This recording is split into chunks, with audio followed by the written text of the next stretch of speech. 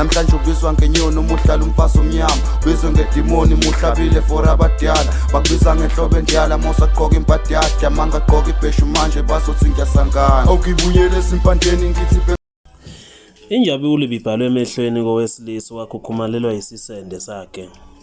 Lo wesilisa ogama lakhe oyisibongo sakhe engwakwamhlongo wafela ohlelweni lwamabonakude nokuyilapho wayekhala khona ngokuthi wafuvalelwa khona ngamasende engasi naye ukuthi kwenzakalani. Lo wesilisa wabe sevela emphakathini wacela kusiza ekuthenini noma ngabe yiphi inyanga noma udokotela ongakhona ukumsiza ucela vela amsize ngoba akasenalutho. Usehambe waziqeda izinyanga nodokotela usizo akalitholi.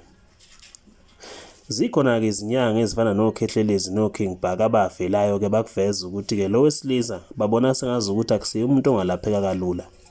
Kunalokho-ke bangacela nabo ukuthi makukhona ongazama kodwa njengabo bona njengodokotela abesintu babona kungesikho ukuthi-ke angakhona ukulapheka kalula. Kube-ke sekuvela udokotela kwasentshonalanga owakuvela-ke wazinikela wathi-ke yena ngesingaye ucela ukuthi azozama-ke ngamandla akhe. Nembala lo wesilisa-ke babeke sebemhlinza bamkhipha-ke konke ukungcola bekade kukhona esithweni sakhe-ke sangasese. Ubonakale-ke ephuma esibhedlela esewumuntu ephilile esegundile nasekhanda.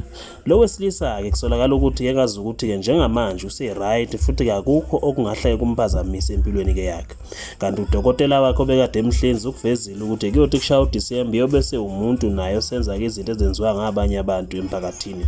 Uthi-ke lo dokotela lo wesilisa-ke uphilile kahle futhi akanankinga. Uyacela ukuthi-ke abekezele khona konke-ke lokhu amenze khona alinde kuze kube ukuthi-ke kuyedlula kuphole futhi kahle.